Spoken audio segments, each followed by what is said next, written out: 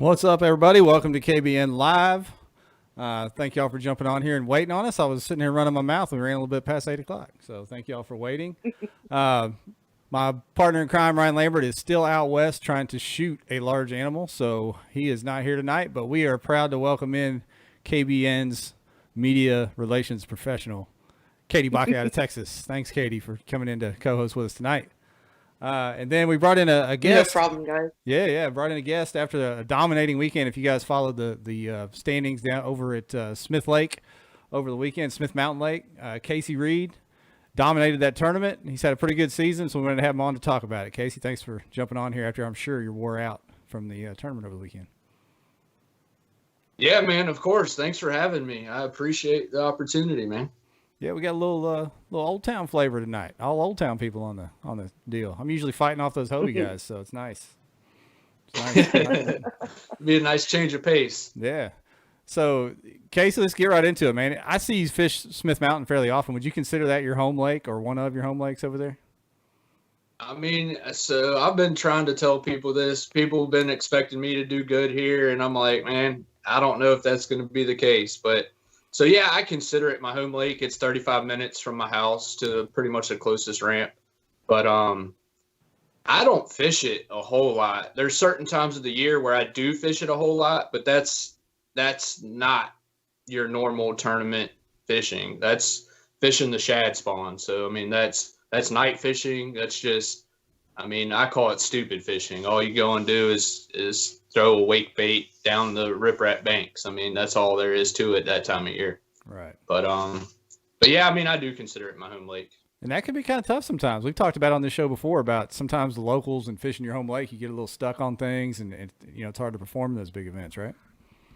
Yeah, for sure, man. I mean, I'm sure it's happened. I can't recall it off the top of my head, but I mean, yeah, a lot of the guys that you peg for winning certain events, you know, because that's their body of water, you know, they don't always do so well. And you're exactly right. It's just you get stuck on certain things and it's harder to change things up with the conditions that you need to change for. So, yeah, well, let's get into it, man. Let's talk about how you obviously figured it out. It looked like by the end of day 2, there weren't that many 2-day full limits that even came in. So, you know, let's go through day 1, break down how you figured that out.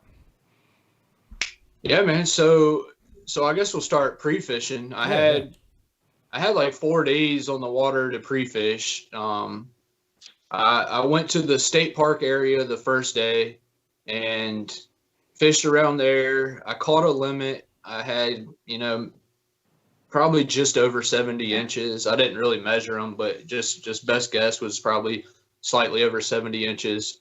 And I mean, I had about 7 or 8 fish that wouldn't have measured. And then I think I had 5 keeper fish. So, I mean, judging by that, like, I already knew it was going to be a grind. I mean, I was getting the bites, but they just weren't big.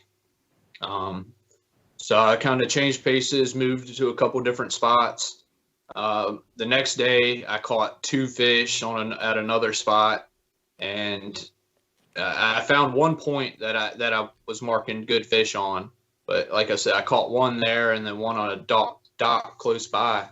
But it really wasn't that promising. So I honestly thought I was going to hit one spot, you know, pick up, leave, hit another spot, pick up and leave, and maybe hit another spot. I thought that's how it was going to go to be able to get 5 good bites. So, I mean, going into tournament day 1, tournament started at 6:30. I had a 17-incher on the board at 6:32. And, I mean, I don't know. going through my mind, I'm like, well, this is obviously good, but it could have been luck. I don't, who knows at that point. But I ended up catching one more 17 and another like 15 or 16 on that spot within like the first hour. And at that point, I kind of, I knew I was sitting pretty good and ready to finish out my limit, but I thought it was going to be a good day at that point. So you want to give up the juice? What were you catching them on that early? A little topwater action or what? No, unfortunately, no. There was really no topwater action where I was. I had seen some fish schooling during pre-fishing around there, but that was more evening time. They were busting on some bait, but I didn't get to see any of that on tournament day. I was fishing this point that come out and had a bunch of different like rock piles on it, and I was throwing a drop shot, shaky head at that point. One thing I noticed on the fish that I was catching, I was noticing some little, crawfish antennas, coming out of their gullet. Oh, yeah. And that kind of clued me in to start throwing a little jig. So, I tied on a jig and started throwing that as well as the drop shot and shaky head.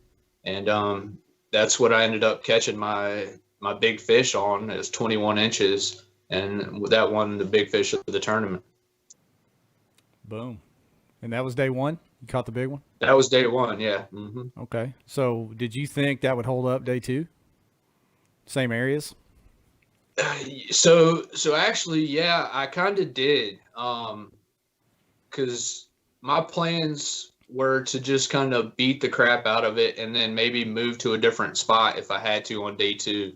But what ended up happening is I hit each of the spots that I had at the state park area, and I was just able to catch a good fish right off the bat at those spots. And after I had 5 fish, I had a 81 inch, 81 inches, I think, maybe just over that. And at that point, I was sitting in the lead, and you could tell by the leaderboard that people were struggling. Mm-hmm. And so I was like, all right, well, whether I've, finished in first on day one or not, I'm not hitting these spots anymore. I'm just going to go search for new stuff. And so that's what I did, man. I made a 2-mile run, went up to some stuff I saw on the map and started fishing it and throwing the jig on this point that I never fished before, never even been up that way before. And threw that jig on some stumps on this long point. And that 21 incher just smashed it. And man, when I saw that thing, my eyes got this big, and like, I was like, all right, well, today was a good day for sure. Now, for that lake, is that what kind of class fish come out of that lake? Is that pretty common to catch them plus 20 there? I'd say so. Going off of like bass boat tournaments, I'd say like. I was just telling somebody earlier today, like 8 pounds is probably a giant there. 7 pounds probably will win big bass on some tournaments, and like 6 pounds, you're liable to have big bass if you catch a 6-pounder in any tournament. So 21, 22 inches is a big fish there for sure. Yeah, that's a big fish anywhere to me, but you know how it is. Yeah. Some of these southern boys. Yeah, you don't have any true. I mean. I take that back. A guy weighing in at a bass boat tournament had one that was like every bit of 22, 23 inches. But like that's an absolute giant for that lake. So 21 inches is a pretty good fish for sure. What do you think about that, Katie? Say, being from the Northeast, man, like that's a huge fish. I caught a 24-inch fish. That's my biggest one up north. And that's, like you just said, that's like unheard of. It gets so cold. So you're in Texas now, though. You're spoiled. You're used to them big ones down there. I know, right? It's terrible now. You're like, is it under 24 inches? It's junk. I don't even care. Yeah, you guys down there, it's out of control. Yeah. Casey, we haven't got to day 2 yet, but we had a question about how much water you covered and would you have done that? Did you fish out of the autopilot? First of all. Yeah, I sure did. Yep. So the question was, would you have covered that much water or traveled that much if you didn't have the motor of the autopilot? Oh, there's no way, man. I went back on maps, and I think I did 10 miles that day. And no, I probably wouldn't have left that area just because the boat traffic. I mean, I was in the lake where part of the lake where I guess you still consider it river, but it's pretty narrow, and there's just so much traffic going through there. They call it the S turns, and it's just a crazy area to be at. And yeah, I probably would have not made that 2 mile run without the autopilot.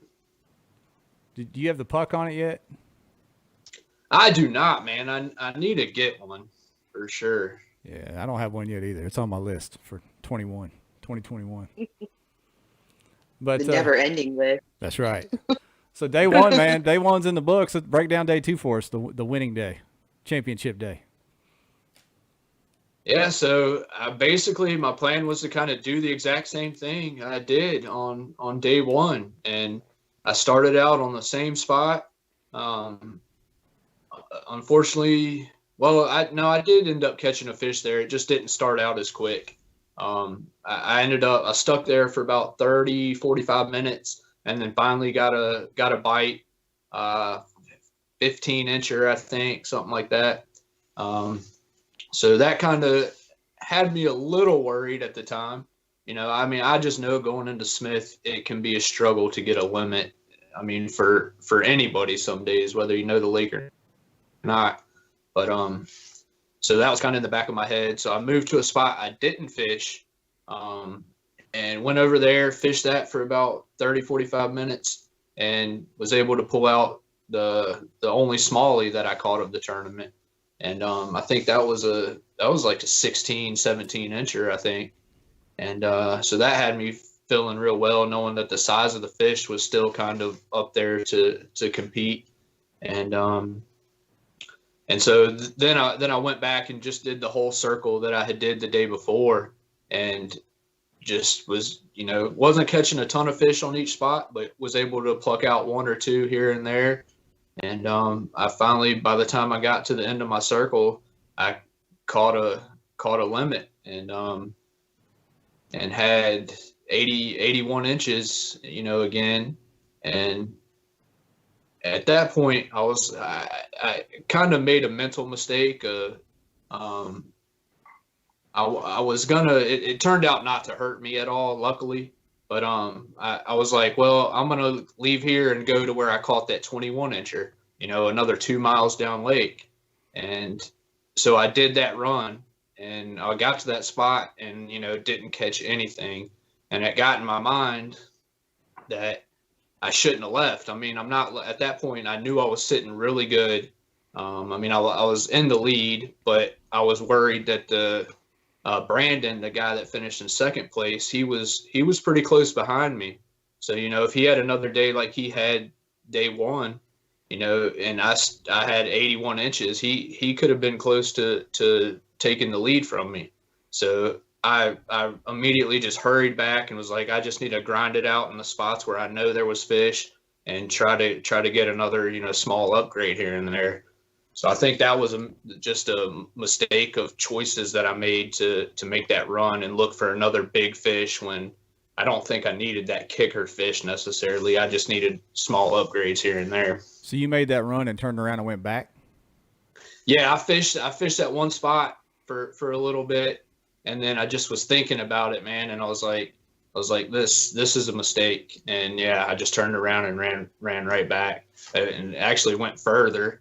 It was another, 2 miles, 2.5 miles. Well, there you go. Talking about that autopilot again, or any motorized kayak, I guess.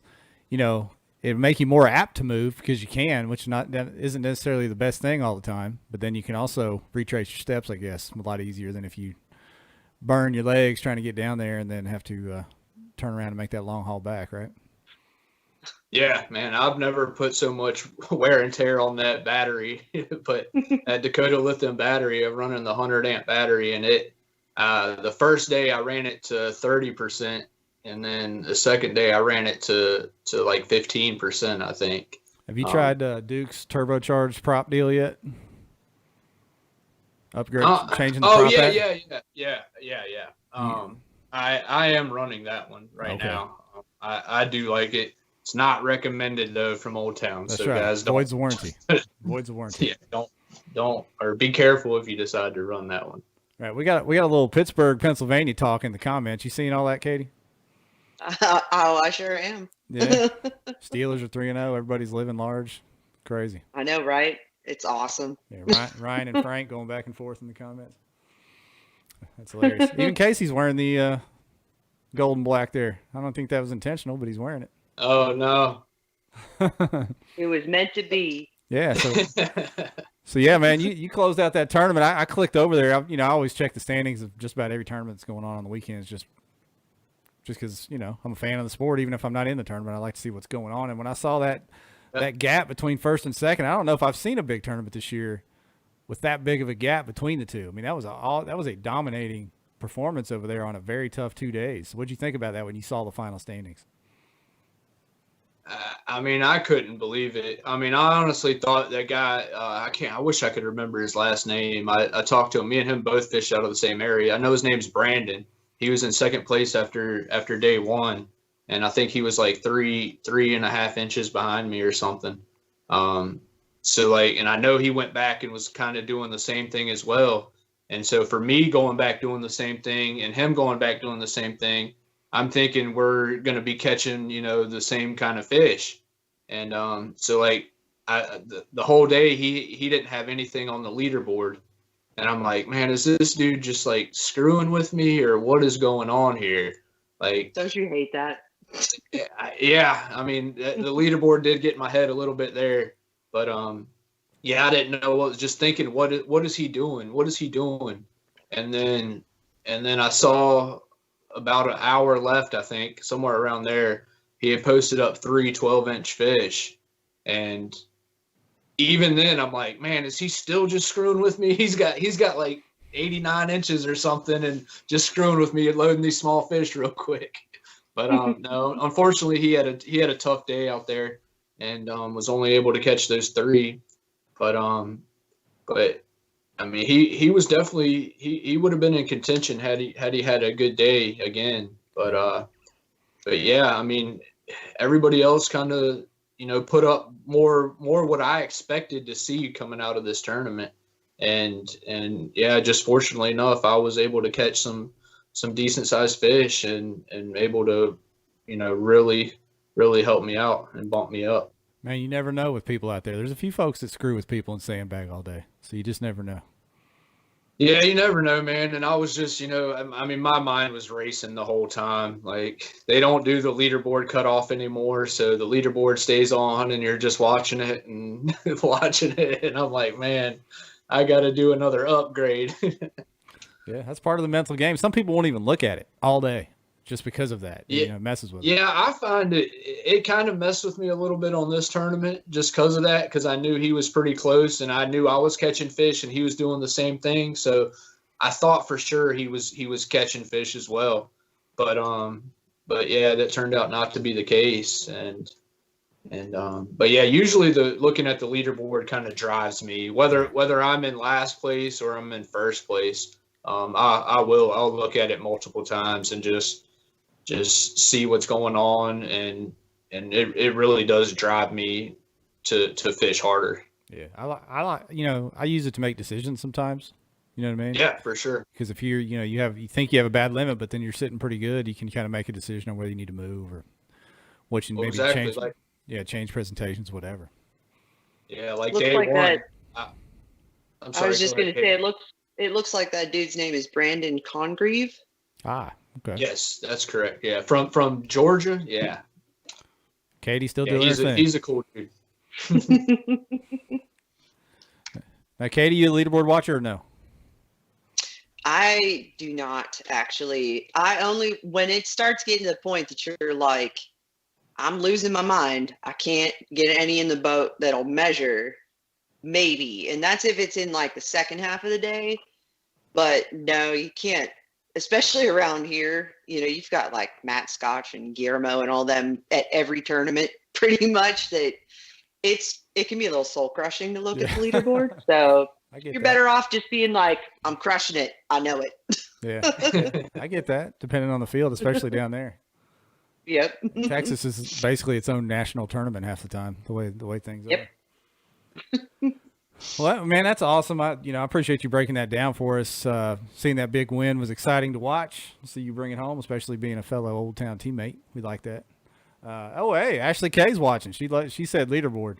She likes watching it. She gets pissed when it's turned off. She starts texting me. I'm like, I'm in the tournament. I can't be texting you back. I don't know where I'm at.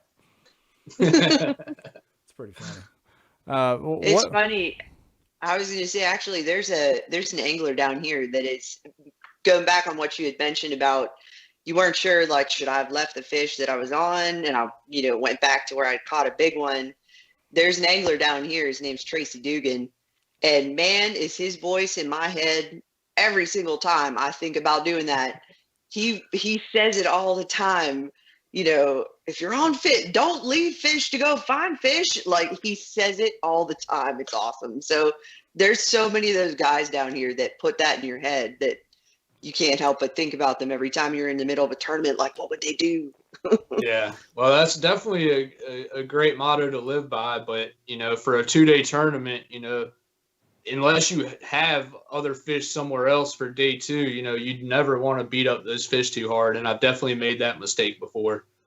So like I said, everything kind of went perfect, and I caught those fish that I needed, and I was able to not keep hitting them, and then able to go back day 2 and still catch those fish. So yeah, it just depends. 2-day tournaments, 3-day tournaments, they're definitely a lot different than just those 1 days. Oh, so I was going to follow up with that. The BASS tournaments, you did good at lacrosse, came in top 10 up there. Those are 1-day tournaments. Then the Hobie tournaments are 2 days. The KBF Super Trails are 2 days. Do you prefer the 2s over the 1s? Yeah, I mean, I like them, man, for sure. I've definitely had my struggles with multiple day tournaments. I haven't fished a lot of them, honestly. I mean, I did. So I won the Lake Erie event last year for KBF, and that was the first 2-day tournament I've done good in, or multiple day tournament. And as far as like the NC goes, the past 2 years, dude, I've done really good on the first day of a 2-day tournament, and then the 2 days of a 3-day tournament, and then just completely bombed out the last day, man. So it's been tough on me, but I'm finally glad to trying to be getting the hang of it, Yeah. Is it a managing fish deal, or just kind of keeping up with where they're moving, or both maybe?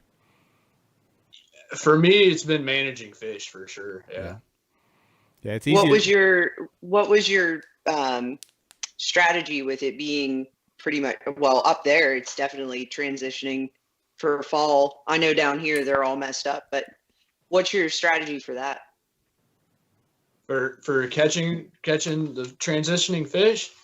Yep. I mean, I was lucky enough to kind of figure out they were on rock, and in this certain area of the lake.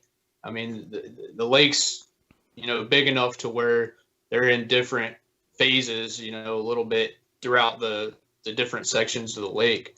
But right there in the state park is pretty far down river, and they're pretty consistent there. So, yeah, I found them on that rock, and just that's what I hit hard. I found some good areas that had, I mean, when I say rock, it was big chunk, big old boulders. chunk rock. Yeah, and it was out, and some of it was like 15-20 foot of water, but mainly they were coming from about 8 to 12 foot of water. Find them on that H-bird? Yeah, man, and that's the other thing. The side imaging, dude, it paid for itself again. Like, I use it 90% of the time, anyways. Well, I have the sonar and the down imaging up as well, but for the most part, I'm looking at the side imaging that's on the screen and just searching for. Do you watch all 3, downside and sonar? Yeah, for sure. For sure. But I mean, really, like, my main focus is on the side imaging most of the time. I'm trying to pick out targets that I'm hitting that most people aren't seeing, How far do you have yours set when you're looking for stuff like that? 100 feet both ways or less? If I'm really just searching, I'll put it maybe up to 100, 80 usually. For the most part, I have it set on like 60 or 70 foot. And at that range, I can see something on the side imaging, man, and I just know how far away it is, and I can just make a cast right to it pretty much every time. That's awesome. That's big time. When you understand your electronics and know how to use them, it's a weapon.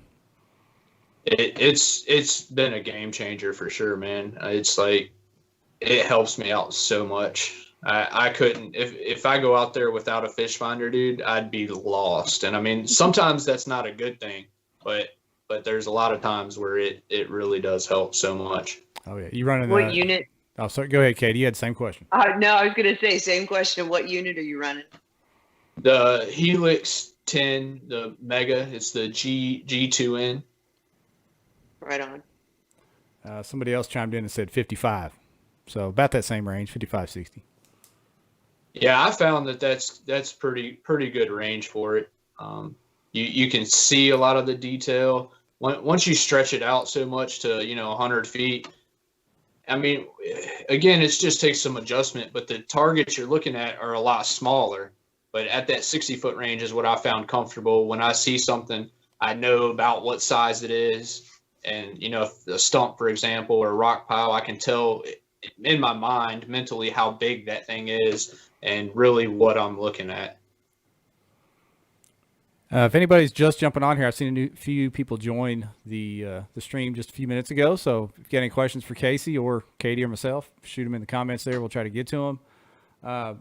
So I'm trying to think about what's coming up. We got the Coosa River event this weekend. You're not fishing that, are you, Casey?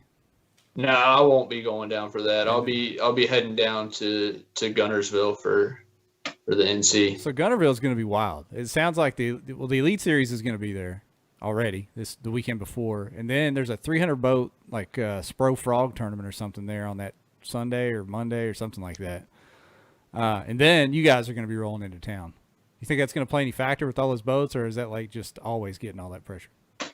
Man, it definitely gets a lot of pressure all the time, but that's definitely I don't know if it gets that much pressure all the time. I guess we'll kind of see how it plays out, but yeah, hopefully they leave some fish for us to catch. Yeah, I mean, like I said, they're probably used to it to a point anyway.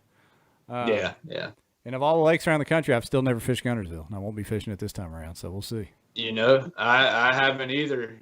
I've been wanting to go for a couple years now and actually just never made the trip. But Katie dropping the links. Thanks, Katie. Yep. Well, I'll be super curious to hear how that goes. I've never been to Guntersville either. Yeah, I hear mixed reviews. Hope you do really well there, man. I don't know. I was talking to Lambert last week or the week before on the show about what we both thought the champ was where they were gonna be from, and who was gonna win. And it seems like all these big tournaments, it's somebody out of the blue from a different part of the country that's never been there. So maybe that's you. You never been there. You're coming from Virginia, so it could be you, man. Well, I'm hoping I can take some momentum and take it down there and fish clean for 3 days and at least get a paycheck or something, man. Like I said, all my other national championship, they've just, the last day has been brutal on me. So I just want to put together 3 clean days and catch a limit all 3 days and see where it falls. Yeah, well, it's gonna be fun to follow. It's a busy fall. We got that coming up. There's a bunch of state championships coming up. That same weekend, I think there's at least 5 different states having a state championship. Arkansas has theirs. Texas sort of has their de facto, the throwdown that weekend. Tennessee has theirs. West Virginia has theirs. I mean, there's championships happening all over the place this fall, so it's a busy fall. Then you have TOC in November. Is there what else is in November? The All-American over here in Missouri. There's just a lot happening this fall. Yeah, you got the BASS on the chick then. Yeah, that's right. I keep forgetting about that rescheduled one going over on the chick. I was gonna say there's so many to keep track of anymore. It's like, It's starting to get a little overwhelming. I'm not gonna lie. Yeah. So that was where I was going to pivot next before we try to wrap this thing up here in a little bit. Is 2021? You know, we'll blink and we'll be here talking about those schedules as they come out.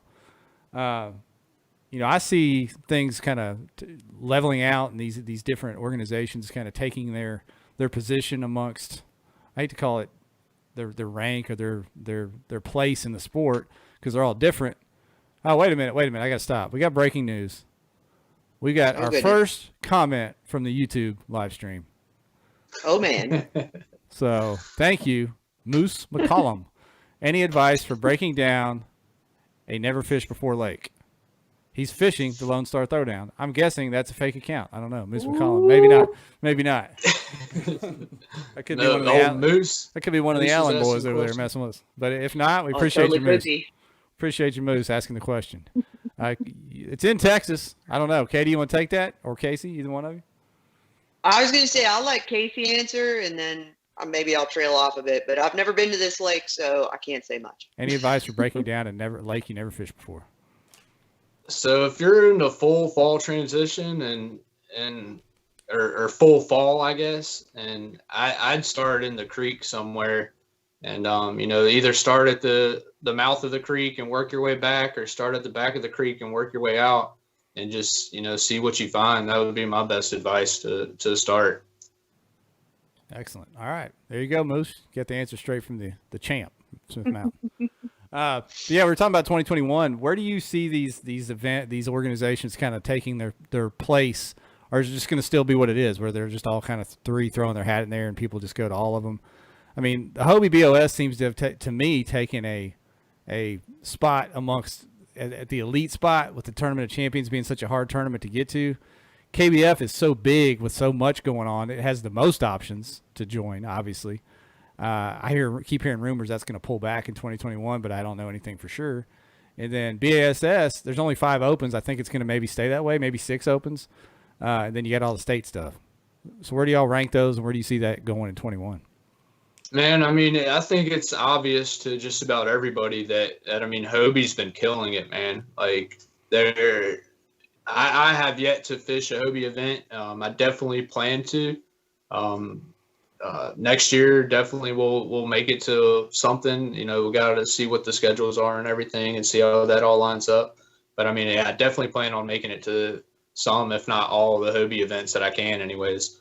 You know, AJ's killing it, running that series. Everything staying the same. I mean, it's a top-notch event for sure, and I'm looking forward to fishing some of those. I mean, they really have set the bar pretty high. To me, that is the elite series of all of them. I mean, you can't, once you get to a certain level, you have to coordinate everything at that level as well. It's not just about the event itself or the name. It's also about how you're running it and how you're dealing with your anglers, and, you know, you're putting your event on, and you're considering all of the things, especially right now. I mean, everything's going crazy all over the place. And the fact that they've been able to do it, you know, without missing a beat says a lot. So yeah, I mean, definitely. And I just like the fact of the TOC, the way the championship is just something where it's, you know, I mean, KBF has the 10, which, I mean, I was in that last year. It's awesome. I mean, KBF's got some great things, but to have a true championship, you know, what I guess it's 50 people that make their way into that, right, and fish off at the end of the year. That to me is what it should be, man. I really like that. And BASS, I just feel like I like the series. I think it's fun. I think they got a lot of room to improve. So I'm looking forward to see what they do. And KBF, you know, we'll see what they end up doing. Yeah, I've heard the same thing as you, that it's going to be more limited events this year. I'm not sure if there's going to be regions or not this year. But, you know, honestly, the one thing that I kind of want to see from one of these series is like a true series to where you put up your money for this whole series beforehand, and you travel to all those events. You have a group of anglers that's fishing these events. You buy in at the beginning of the season, and if you're in, you're in. You're fishing all of them and compete against the same people throughout the whole year, and then see who lands on top. I like that a lot. That'd be pretty wild. That's a true pro series, right? Yeah, and I mean, we may not be there yet. Who knows? But that's my goal. That's what I want to see, man. Yeah. That's a pretty cool idea. I think with the three of them, the one thing with KBF that they do have an advantage with is that they are more spread out. So, up in the Northeast in places that aren't as popular as, Florida or Texas or wherever, that kind of does give people a stepping stone into getting towards national trails, for their national event and whatnot. So I think all three of them definitely have a place. And like you said, the BASS trail, they're same thing. I think they're also just on a little bit of a learning curve though. To use a sort of an analogy to the old FLW setup, and I'm not saying Hobie's like the FLW. I know a lot of people don't like the FLW, but you know how the FLW had, FLW, Costa, BFLs, that kind of tier. I kind of see it leveling out to be, Hobie's as like the top. The FLW, you got BASS coming in like the Costas almost because they're kind of new, even though it is BASS. I understand that, and then KBF kind of fill that BFL role, more of the regional, or at least that's what it's been to me. So I don't know how it's going to shake out. I know that, to have that many events for KBF kind of waters them down. You don't get the same attendance. You don't get the same fine tuning, at the event with all the setup and the same tournament directors. That there's no continuity like that. It's kind of dependent on the local clubs. So, they'll have to pull back. It sounds like they're going to. I don't know. But pullback's probably needed. Less is more sometimes. I totally agree with that, especially, when it comes to stuff you're buying into. Yeah. I'll just say it that way. When you're, if there's a big bass pot and, your stringer pot, cool. But having to buy into 20 different things is the least appealing part of that. That's just, there's too much. Yeah. So the simplicity that makes Hobie a really good trail, and that's really what it comes down to sometimes. Yeah, same thing with BASS. There's a lot of stuff going on behind the scenes trying to get involved with the state level stuff. It gets really complicated. Just going to the opens is fine. That's easy. Pay your entry fee, go to the opens. But a lot of the other stuff gets a little complicated. I like Casey's idea, man. I'd be down with throwing in a big chunk of money at the beginning and saying, hey, there's 6 tournaments, 8 tournaments, whatever it was, and you roll with those same people. That'd be pretty wild. Yeah, I mean, I just think that's the best thing to find a true angler of the year. And yeah, I mean, you can always say there's people out there that won't enter that are better than whoever wins, but that's not the point. But it's fishing against the same people throughout the whole year. It's like, I mean, KBF, when they got different regions and everything, like you're only competing against those guys in maybe one tournament throughout the year. Like me fishing against the guys in Texas, like I may fish against them once a year, and how can you tell off of that who's the better angler of the year between us both? It just throws a whole nother loop in it. Yeah, looking at some of those numbers. I was going to say it's also a location thing. Like it's one thing to be like, oh yeah, I smack them down in my home state all the time. But when you're traveling all over the country, that's really a show of your talent. Yeah, I think somebody said earlier this week you can only knock down what they put in front of you on the page somewhere, and that makes sense. But I know some of those regions you got people fishing against 30 anglers in tournaments, and then some of the ones in the Northeast are fishing against 70, but you're getting the same amount of points on if you win. So that's tough, like you said, Casey, to settle on an angler of the year at the end of the year. Let's see. Isn't there word of that with KBL? That's a team deal. They are throwing all their money in at the beginning of the year for that KBL team thing. But that's a little bit of a different animal. I don't know how that's going to go. I was going to say I'm not familiar with that either. I already told Conrad Benetti that I will throw a Florida Copperheads banner behind my deal if he'll send me one. Hey, we got another YouTube comment. Somebody asked if you guys think they will ever allow electric motors in the BOS. He's in an Old Town Sportsman 136. I don't know. I'm okay if they don't. I like having one series that's human powered. I like that. Yes. I do. I personally, I'm all for the human powered side of it. You know, it's hard to argue when you're saying like, oh, I'm against motors or I'm for motors, because people argue that your pedal drive is the same equivalent to that, but it's really not. I mean, you wear out eventually. You're not a battery. So yeah, that's right. I do like the fact that they keep it strictly human power. I think there is a place for that long term. Yeah. And I'm a guy that, just like Casey, I've got the autopilot, love the autopilot. I do need a lithium battery. I got burned at lacrosse because of that, Casey. I burned that lead acid. I burned that thing up too quick. Woo. But I can't remember who told me. They said Jeff killed his battery. He was paddling. Yeah, I tried to go out towards the main river through all those chutes against the current one way, and I burned that battery. Then I lost my paddle. It was a nightmare.